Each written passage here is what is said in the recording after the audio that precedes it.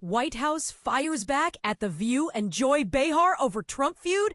Ratings crash? When a heated exchange between a popular daytime talk show and the White House makes headlines, you know things just got serious. The latest clash involves ABC's The View, specifically co-host Joy Behar, who recently criticized former President Donald Trump in a way that has drawn sharp backlash from his supporters in high places. Her comments? She accused Trump of targeting former President Barack Obama out of what she described as jealousy. But here's where it gets controversial. The White House didn't hold back when responding to her remarks, escalating the tension even further. A spokesperson for the administration fired back with a scathing statement to Fox News Digital and other outlets, labeling Behar as an irrelevant loser, suffering from something they called Trump derangement syndrome. They didn't stop there. Adding fuel to the fire, the spokesperson took aim at the show itself, pointing out its declining ratings. It's no surprise that The View's ratings hit an all-time low last year, the statement read. She should self-reflect on her own jealousy of President Trump's historic popularity before her show is the next to be pulled off air. Ouch. This isn't just about one person or one episode. It raises broader questions about freedom of speech, media scrutiny, and how public figures respond to criticism. And this is the part most people miss.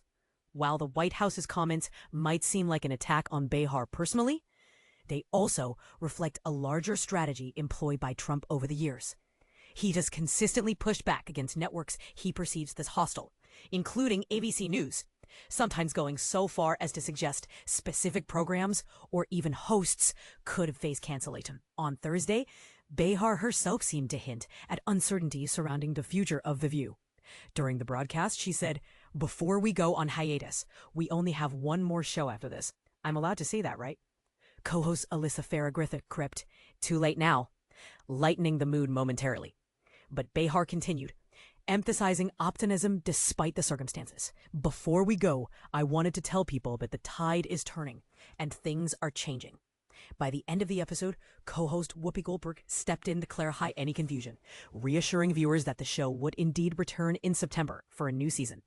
Still, the timing of Behar's remarks leaves room for interpretation and speculation. Was it a simple observation, or was she subtly acknowledging pressure from outside forces? Trump's history with major news organizations adds another layer of intrigue to this story. Earlier this week, he reignited rumors about potential consequences for late-night host Jimmy Kimmel following critical coverage of his administration. Though ABC has shown no indication of canceling Kimmel, these threats highlight the ongoing tension between Trump and mainstream media. Additionally, last year, ABC settled a lawsuit brought by Trump for $15 million.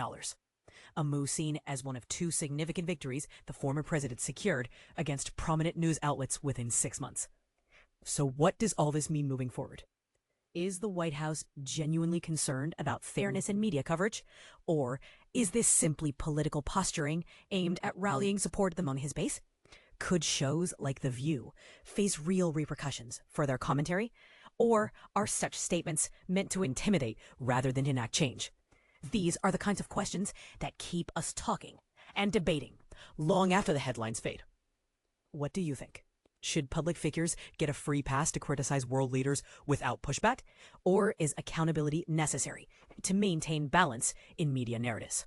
Let us know your thoughts in the comments below.